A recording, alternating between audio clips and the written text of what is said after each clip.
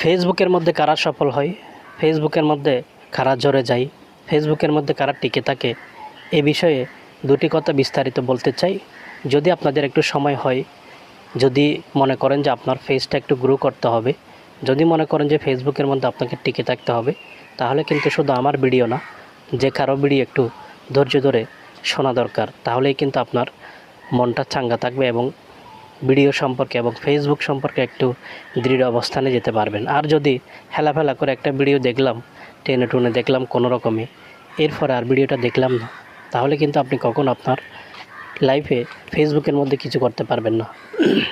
সুতরাং আমাদেরকে বিভিন্ন বিষয়ে সজাগ থাকতে হবে। ফেসবুকের মধ্যে কীভাবে আপনি মন স্থির করে এখানে ভিডিও দিবেন, কিভাবে সুন্দর সুন্দর কন্টেন্ট সবার জন্য আপনি এখানে তৈরি করবেন, কিভাবে মন থেকে আপনি একদম